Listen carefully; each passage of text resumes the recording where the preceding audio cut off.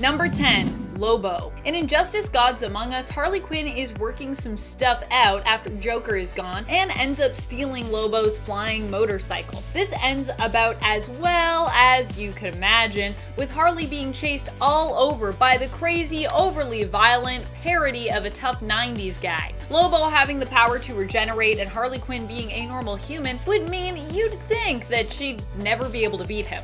But you'd be wrong. Armed with Lex Luthor's super strength and durability pills and her knowledge of psychology, Harley ends up convincing Black Canary and Green Arrow to team up with her and then makes quick work of her pursuer. And then of course, using her psychology, she's like, yeah, this isn't really about me, is it, Lobo? And Lobo's like, it's not, you're right. And before we move on to our next point, just a quick reminder to give this video a thumbs up if you're enjoying it and if you love Harley Quinn as much as I do. Number 9. Deathstroke. Of course, this one, like Lobo, was a bit of a team effort. In fact, even more of a team effort than Lobo's defeat, if I'm being honest. But still, Harley fought alongside the rest of the Suicide Squad to take down Deathstroke. And it worked, so I'm counting it. They ultimately were successful and Harley did help. So yeah. Deathstroke actually was also working with the squad but ended up betraying them. Together with Black Manta and a final shot from Deadshot, Harley took down Slade Wilson, which even with help is still pretty impressive considering how usually unstoppable and undefeatable Deathstroke is considered to be. Yeah, I feel like even if you get help in defeating Deathstroke, you're still doing pretty good. If you can do it. I couldn't do it with help. I don't know, maybe unless like Superman was helping me? Number 8. Deadpool? Okay, so not really Deadpool, more like DC's parody version of Marvel's parody character. You know who I'm talking about, it's Red Tool. Red Tool is a mercenary who only fights with power tools, and while he doesn't appear to have regenerative powers, can definitely still take a beating. In fact, he even got beat himself up by Harley Quinn after having his phone number tattooed on her butt and arranging to surprise her for a wedding. People have always thought Harley and Deadpool would make a great match, which is where Red Tool and his sudden romantic inclination come in. Of course, for Harley, it would take more convincing than a surprise wedding. She beat Red Tool to the point that he was knocked unconscious, proving that in DC's opinion, Harley could make quick work of Marvel's Deadpool besides. At least their parody of him. However, Harley did ultimately decide to team up with Red Tool after he came to and they were surrounded by the GCPD. Fortunately, his wedding present to Harley was the perfect ticket out of this predicament. I kind of love Red Tool and Harley Quinn together too. They're pretty cute. Also just like Red Tool in general with his little tool speech bubbles. Number 7, Manos. Manos is the wielder of the Infinity Rings. So yeah, you guessed it. He's a parody of Marvel's Thanos. But just because he's a parody doesn't mean he's not powerful. He still wields those super powerful rings and is super evil, leading to Power Girl to want to take him on when both she and Harley seek him out on their adventure together. While Manos is busy monologuing about just how epically he is going to destroy them both, Harley Quinn manages to steal the rings off his fingers without him noticing, and then accidentally kills him with the rings, to boot. She didn't know they were loaded, you know, so it's not really her fault there. Should this be possible? Probably not. Is it hilarious? You betcha. How did she even steal those rings without him noticing? That's what I want to know. Number 6, Ulysses HIGHWATER. Ulysses was Hell's very own bounty hunter who pursued Harley after she managed to break out of her own personal circle of torment in the steamy underworld. I don't know why I called it a steamy underworld, because it's hell and it's not nice. I feel like steamy makes it sound a lot nicer than it actually is. She was back with her crew, the Quintets, and while Ulysses was a powerful demon who wielded guns and magic smoke and magic bullets, Harley found a way to outsmart him. I just love that this is more often than not Harley's tactic. In a typical psychologist play, she simply found a bounty that HIGHWATER craved more and used it to manipulate him. He caught her, but she found a way to manipulate her tormentor, Petite, and then get back to Ulysses to offer him the bounty of his dreams so that she might escape his ire. Pretty brilliant, really. It didn't end up working out for HIGHWATER, but in the end, it definitely worked out for Quinn. Number 5, the Justice League versus Perpetua. Sometimes when it comes to one-sided fights, it's about heroes smacking down other heroes, or heroes smacking down villains. But in this case, it's about a whole team of heroes who got destroyed by a single villain. Though to be fair, this villain is also kind of like woven into the fabric of reality as it is understood not just in the DC universe, but beyond that, into the DC multiverse, and even kinda beyond that. During the events of Death Metal, Wonder Woman faces off with Perpetua earlier on, and could have stopped her, but when Perpetua first explains the true nature of anti-crisis energy, which Wonder Woman needs to use to defeat Perpetua's crisis energy, Wonder Woman is hesitant to use the anti-crisis. During her hesitancy, Perpetua and Batman Who Laughs destroy reality, rebuilding it with crisis energy in Perpetua's image, unleashing the dark multiverse, with Batman Who Laughs later in turn betraying Perpetua. Justice League loses, with Batman, Wonder Woman, and Supes all being given a new horrible place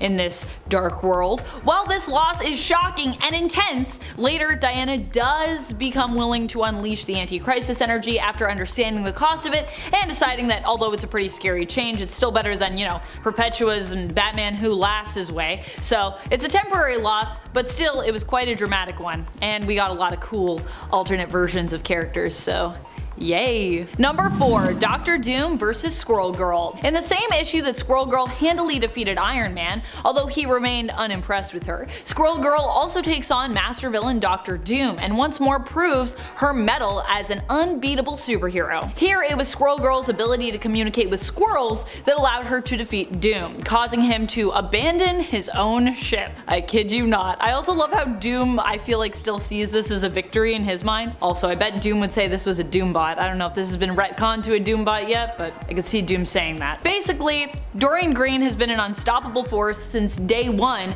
as Marvel Superheroes number 8 from the 1990s is actually her first appearance, if you can believe that. Number 3. Batman vs. Bane. Probably one of the most famous fights in comic book history. In this fight, Batman is brutalized by Bane. Bane ends up escaping Arkham and decides to see, you know, how much havoc he can cause. When Batman ends up overwhelmed by the hordes of recently escaped criminals swarming the streets, Bane takes this as an opportunity to strike. Run down and exhausted after a night of non-stop fighting at this point, Batman is easily defeated by the villain, who famously breaks Batman's back over his knee, which, you know, we have that awesome page of that awesome cover. Ouch. Bruce Wayne's Batman would return from this, but it would take him some time to heal. As you know, does happen if you break your back, which you can heal from. It is possible, but it's not super easy to do. Number 2. Wolverine vs. Punisher. And maybe one of the most controversial of one-sided fights of all time, we see two heroes fight against one another, both who generally use less than heroic methods for getting things done. However, one of them still seems to be called a hero on the regular, that being Wolverine, while the other is often relegated to a different category, that of anti-hero, that being Punisher. It's kinda interesting. The two originally were kind of working toward the same goal here, but when they both differ on the method of like how to deal with the situation, Wolverine ends up getting pretty humiliated in the ensuing fight, with Punisher even at one point steamrolling Logan. And that's after he does a whole bunch of other awful things to him, some of which I can't even say. That's how bad they are. Number 1. Joker vs. Superman. Can we even call this one a fight? It's kinda just like straight up murder, really. Although maybe rightfully executed murder? I don't know. I don't think murder's ever really right. I guess it also depends on which side of this conflict you feel you're on, though I think by the end of Injustice, pretty much all of us are on Batman's side, right? No? Yes? I don't know. Let me know your thoughts in the comments. But back to the fight at hand. This one obviously went down in the alternate reality of Injustice. Here, Joker and Harley Quinn end up manipulating Superman into killing Lois by making him think he's fighting Doomsday. In doing so, they not only have killed Lois, but also her and Superman's future offspring, and all of Metropolis gets blown up too as well. Unsurprisingly, Superman does not take this very well, and when they get Joker in an interrogation room, Superman ends up cracking under the pressure of Joker's unrelenting grin, killing the Joker in cold blood. Because that's what would probably also happen if the Joker came up against Superman. Well, just saying, if Superman wanted to at any time, he could just pretty much end that. Number 10. Iron Man vs. Squirrel Girl. I love how even during Doreen Green's very first appearance, she earned her title of being unbeatable. The very first time we meet Squirrel Girl, she's attempting to impress Iron Man in the hopes of earning a place at his side as his sidekick. The crazy part is she successfully ambushed him too. During a test flight for his new collision avoidance radar, that's really what he calls it, Doreen jumps onto his flying suit of armor, with him inside. Unable to see except through digital readouts, readouts that appear on a visor he's wearing, he is successfully surprised and thrown off course. When Iron Man attempts to remove his visor, Doreen uses her tail to block his vision still. In the end, they both crash to the ground, and Doreen introduces herself as Squirrel Girl, explaining that she simply wanted to prove herself to him in order to earn a place as his pard, short for partner. Sadly, he turns her down, even though she did prove that she's pretty awesome, I think, in that issue. And friends, before we move on to this next spot, if you are loving what we do here at Top 10 Nerd, please head on down, give this video a thumbs up, also to let us know that you want to hear about some more one-sided fights. Number 9. Trinity vs. Harley Quinn. In one of what can only be described as one of the most wild fights ever that seems to be more about clout than powers or ability, Harley Quinn managed to defeat not one, not two, but all three heroes that we consider as belonging to DC's Holy Trinity. We're talking about Batman, Wonder Woman, and of course, Superman. When did this go down? During Heroes in Crisis. And how did Harley do it? By playing on the weaknesses of the heroes she was up against, and also utilizing Batman's utility belt, of course, which in and of itself generally is equipped with items needed to take down Bat's colleagues, because that's just how Batman rolls. It's like, I always got kryptonite on me though, just in case, you never know. Number 8. Jubilee vs. Wolverine. Sometimes heroes get slapped by other heroes. Slapped. Such a great onomatopoeia. In the case of Jubilee, this is what happened when Wolverine came face to face with her. Of course, this wasn't just normal Jubes, this was Jubes under the influence of the Shadow King. She was possessed by him, in fact. Initially, Wolverine baited her in by promising that he wouldn't hurt her. Wolverine says, in fact, "I ain't gonna fight you, Jube. I couldn't." But it turns out that that's a lie. Although he doesn't badly injure Jubilee, knowing she is not in control of herself at this moment, he does knock her out with a slap. A slapped, if you will. Of course, this wasn't a direct fight between the two heroes, as Wolverine was only doing this to protect others from Jubilee, and likely also to protect Jubilee from herself at this moment in time. Number 7. Shazam vs. Superman. Shazam vs. Superman is a fight that everyone is always eager to know about when it comes to who ends up on top, who will win. They're so similar, but so different. Multiple times, the person who has won has actually been Superman though, despite his weakness to magic, specifically Shazam, or as he was once known, Captain Marvel's magic lightning. Despite this, Superman has before used Shazam's own lightning against him though, putting him in the way of it and thereby transforming Shazam back into his kid form of human boy Billy Batson, proving that sometimes it's not necessarily about power, but instead all you need is the right technique or course of action to turn a fight. I think that's personally why I would always feel like Superman would usually win that fight, because I feel like Superman, he's just got the know-how a little bit more than Shazam does. Experience, you know, experience. Number 6. Gambit vs. Wolverine. Although this might not be as satisfying for our editors here at Top 10 Nerd, sorry editors, this one comes to us from the Wolverine podcast series, really in essence a serial radio play, so not a lot of images, but there's lots of images of Wolverine and Gambit that exist, so hey. For this one, I am talking about Wolverine the Lost Trail. By the way, if you haven't listened to either The Long Night or Lost Trail, I highly recommend both. They are both very well cast, produced, and with a great story. And if you ever wanted to picture Richard Armitage as Logan, you can do so here, as it's his voice you're going to be hearing in this role. In the episode Greenhaven is Everywhere, the penultimate episode for this story, Logan frees himself from Jason Wyngarde's control, only to face a still mind-manipulated Gambit. While Gambit attempts to convince Logan with the words that joining Wyngarde's Greenhaven is the right thing for him to do, Logan, of course, refuses to hear it. He's not about the mind control right now, he's not feeling it. As a result, Gambit pulls out his cards and tensions begin to rise. The two actually circle each other, which you can hear reflected in the audio dialogue if you happen to be listening with headphones on. And in the end, when Logan decides the only way out of this is to take out Gambit, Remy goes for his bow staff. He's like, I don't even need my cards, I just need my bow staff. Not true in this case. Logan quickly cuts his staff in half. Gambit then asks Logan if he'll be cut in half next, to which Logan responds, nope, if I can't get through to you with words, pausing to punch him in the face before adding, fist to the face should do it.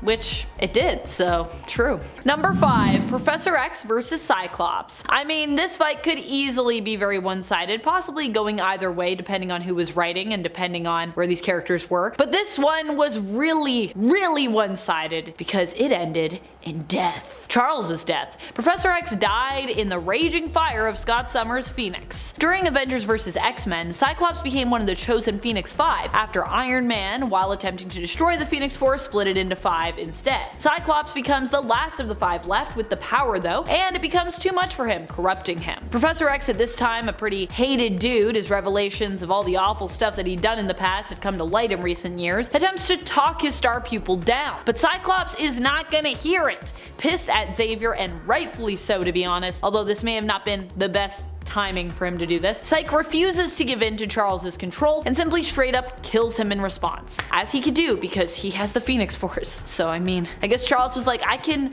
win this. I got like emotional things I can use. No, didn't work. Phoenix says no. Number 4, the Fallen One versus King Thanos. This fight is literally described as one-sided in the comic it appears in itself. This one comes to us from the alternate reality where Thanos wins in issue number 17 of the 2016 Thanos series. With this arc in the series, Thanos wins, being by Donny Cates. Thank you, Mr. Cates, for giving us Cosmic Ghost Rider in this one. So awesome. Here we see the Fallen One, who is now shiny Onyx, formerly Silver Surfer, deemed worthy enough to wield Mjolnir. He fights against King Thanos, who has killed almost all life in the cosmos. The Fallen One attempts to make him pay and initially has the upper hand, but in the end is beaten back, impaled, and torn asunder before being pulverized. And he also loses his buddy Hulk, so it's really sad. Number 3, Batman versus the Joker. Not just any Joker either. For this point we are talking about Emperor Joker. This is an extremely powerful version of the Joker who gets 99.99 of Mr. Mixie's Piddlix power after tricking him out of it. Mr. Mixie was going to give Joker 1%, but he got swindled by the Jokester because of course he did. The Joker uses his newfound power to do a bunch of nasty things, but one of which is basically tormenting Batman on a daily basis before killing him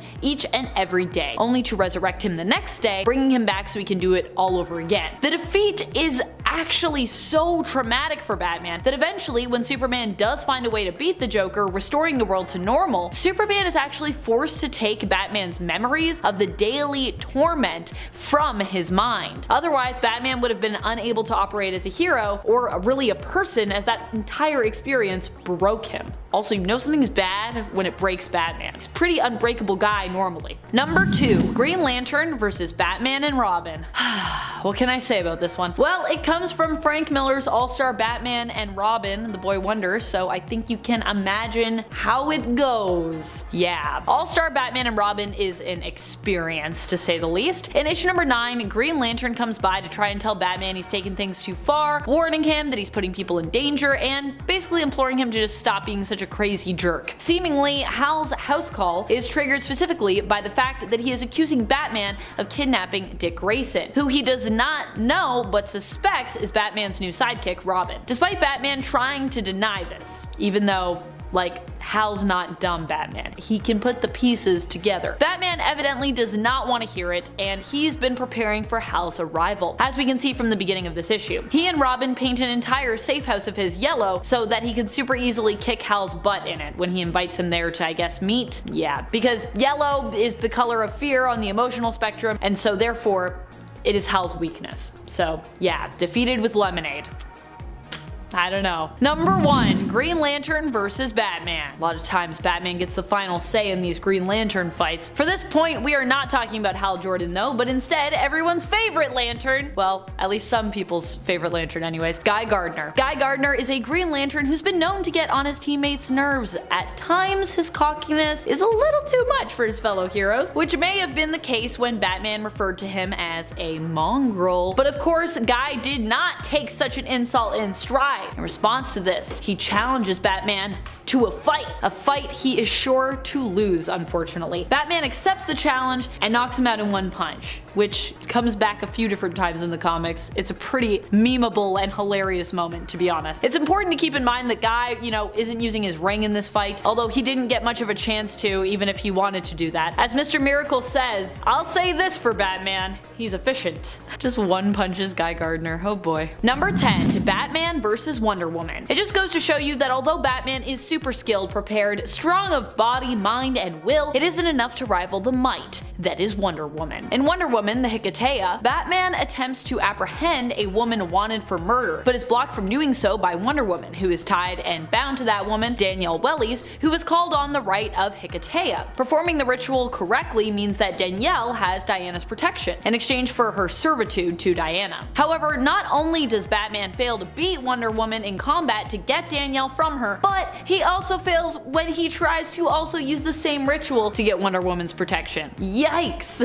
That's a pretty bad defeat right there. He's sort of like, alright, maybe I can do the thing, and she's like, you can't do it, you kinda suck at it, Batman, but so nah. Number 9, Emma Frost versus Professor X. A lot of people think of Professor X as one of the strongest telepaths in the world, and he is, but he's not the only one. And although Emma Frost generally takes second place to the likes of her rival, colleague, and frenemy, Jean Grey, she can actually hold her own against Charles, as it turns out, especially when she's smart enough to bait him into a trap, which, Emma, she's a very smart gal. This so happens when Charles attempts to take control of Cyclops' mind to see if there's anything of Nathaniel Essex, Mr. Sinister, left in there. At least that's what he claims anyways. Emma sets a trap in Scott's mind, with his permission of course, and when Charles attempts to probe further, he basically sets off that trap, unleashing Emma. Emma is then able to take full control, having been biding her time wisely by setting up blocks and failsafes so that she can basically call the shots and take over Charles's mind, as she attempts to search Xavier's mind for the same thing, any trace of Sinister, and also torment him somewhat while doing so, as Emma says to Charles, "At the risk of sounding vulgar, I own you," which, yeah, she kinda did there for a second. Number 8, Magneto vs. URANOS. During an X-Men Red tie-in issue for the AXE Judgment Day event, in a fight that lasted barely a page and a half, URANOS completely destroys Magneto. And I mean destroys him. And never mind Magneto, although that brief battle is something to behold, URANOS completely wrecks most of planet Arakko too. Well, him and his army, but still. While Magneto would later on get some sweet revenge on URANOS, in the first fight the two have, URANOS manages to wrench Magneto's heart from his body, seemingly killing him, which was very shocking at the time. However, we later learn that Magneto manages to stay alive to fight another day by controlling the metal in his blood, controlling its flow throughout his body. So even without a heart, his blood can move and he can stay alive. Also, for those of you claiming that Magneto shouldn't count on this list because he's a villain, I'd say that lately Magneto's actually been pretty heroic, so it's safe to count him here, at least from my perspective. If you don't know what I'm talking about, then you need to read some comics, because there's some really good X-Men books happening right now. You are missing out, like X-Men Red. And friends, before we move on to this next spot, if you are loving what we do here at Top 10 Nerd, and you are like, oh my gosh, I wish they did this with like anime and manga, guess what? We do! And you can check it out over at Most Amazing Top 10 Anime. Number 7, Aquaman versus the Death Kraken. I mean, this is definitely a one-sided fight, because in the end, Arthur has no chance but to basically give up. Or, well, I guess not give up per se, but to potentially sacrifice himself to defeat the enemy. Which makes it sound a lot more balanced than it is, but trust me, it's not that balanced of a fight. The Death Kraken is basically a giant cosmic kraken known as a space kraken. These beings roam the cosmos, devouring parts of, or in some cases, entire worlds. Kinda like Galactus, but more terrifying to behold because, they're krakens. The Death Kraken has an intense hunger for death, and so it wants to actually devour worlds, whereas its twin, the Flood, hungers for oceans. In order to defeat the Death Kraken, Arthur realized that he had no other choice but to enter the Kraken, allowing it to basically consume him whole, as he had the life force within him, the opposite of the death energy that the Death Kraken was sustained by. So he was like, that should cancel the other one out and I should be able to defeat it. Aquaman successfully did defeat the creature, but it is implied that it cost him his life to do so. And I mean, I can't see any other way that would have gone. I mean, look at that thing. The Death Kraken is massive and it's horrifying. It's gigantic. I mean, that feels just like a very uneven fight just seeing those two beings together. Number 6, War Thor versus Mangog. Mangog in general is just completely nuts when it comes to his power levels. There are less that are actually able to stand up against him in comparison to the number that he's decimated at one point or another in the comics. I mean, yeah, only a few people can do that. But one of the heroes who got it the worst was probably War Thor. War Thor ended up being confronted by Mangog and being classified as a god, and was absolutely decimated by him as a result. Issue number 701 of Mighty Thor showcases a brutal fight between the two when Mangog comes looking for the rest of the Asgardians and only finds War Thor. He even manages to completely destroy War Thor's hammer, which is super sad. Also then, of course, War Thor gets destroyed because no hammer, no War Thor. Number 5, Batman. At least this one feels like a sort of fair fight because both Batman and Harley Quinn are humans without any superpowers. But when it comes to skill sets and resources, Batman is definitely working with a lot more than Harley Quinn is. Still, somehow there have been multiple occasions where Harley has bested Batman in both the animated universe and even in the comics, and much to the chagrin usually of the Joker, proving that while Joker may have been around for longer, Harley might somehow be an even greater criminal genius in some weird twist of fate. Of course, Batman also might try to convince you that he's only lost any fight to Harley because he wanted to, and that it was all part of his master plan. But then, what else is new? Isn't that usually Batman's go-to excuse in the face of defeat? I don't know how many comics I've read where Batman's like, oh, I meant to lose. It's all part of my master plan. Okay, Bruce. Of course, if you still feel like this is too,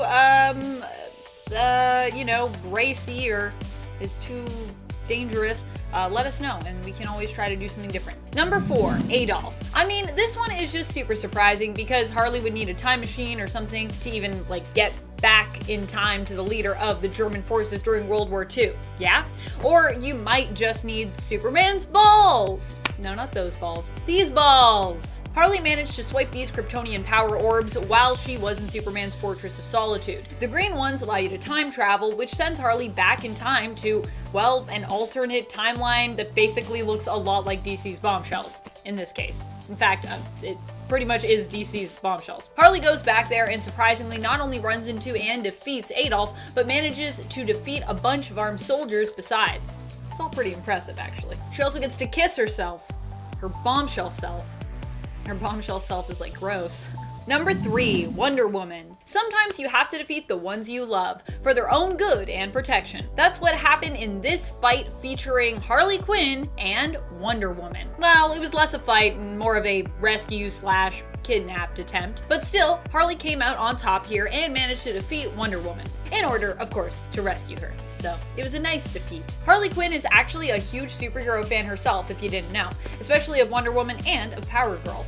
In an attempt to protect Diana from those who were hunting her down, Harley disguised herself as a flower delivery person. And when Diana turned her back to go grab a pen to sign for the flowers, she knocked her out with a gas bomb. So yeah, it wasn't like a crazy epic fight, but still, it's pretty impressive that Harley was able to kind of pull one over on Wonder Woman there. Still beat her, gotta say. Number 2, Death. Not like the character Death, but the actual concept itself. In the 2000 Harley Quinn solo series, we see Harley die and go to hell, but you already knew that from my point about Hell's best bounty hunter, Ulysses HIGHWATER. To continue on from that point, Harley doesn't only defeat HIGHWATER in the end by piecing together what he really wants and why and getting it for him, but in doing so, she also manages to escape Hell and Death itself. You see, Harley wants to help HIGHWATER reconnect with his son as he's hunting down the man who stole him away. His lover, Nathan Drum, his son's lover, not his lover, who he blames for actually corrupting his son. Harley finds out, unsurprisingly, that HIGHWATER's son and Drum are of course not in hell, but somewhere likely much better. The other place perhaps being heaven. She offers HIGHWATER their whereabouts, but makes him promise not to punish either of them for finding love with one another. However, just as HIGHWATER seems to agree and assures Harley that he actually loves his son very much, and so he wouldn't do that anyways, Etrigan shows up and kicks Harley out of hell. You see, she's just too much of a nuisance to remain there. After all, people aren't supposed to find things like love and forgiveness during their stay in hell. So yeah, he rhymes her the heck out of there and then squeezes loot Loot Harley. He's like, you're too annoying. The Ballad of Harley Quinn. Number 1, the Trinity. Harley Quinn has not only managed to defeat all of those superheroes individually, but even managed to defeat them all together, what we refer to as the DC Holy Trinity of superheroes. In Heroes in Crisis, she manages to make quick work of them, using them against one another. She gets close enough to Diana, hugging her and confessing that she was not the one to blame for the tragedy at Sanctuary, so that she can get her hands on her lasso of truth. Haha. She then uses that to tie up Batman, threatening to break his neck with the lasso while using it to question him. She asks him if he has anything on him that, could be used against Superman. And paranoid old Batman, he definitely does. He has a bit of kryptonite in his belt, he tells her. She takes that and uses it to defeat Superman, taking off and escaping before anyone is able to do anything. Honestly, I'm actually really surprised that Wonder Woman didn't really do more here, because I feel like Diana definitely had the opportunity. But I guess, once you're holding Batman hostage, it's like, not much you can do, because they're like, we don't want Batman to die. So, fair.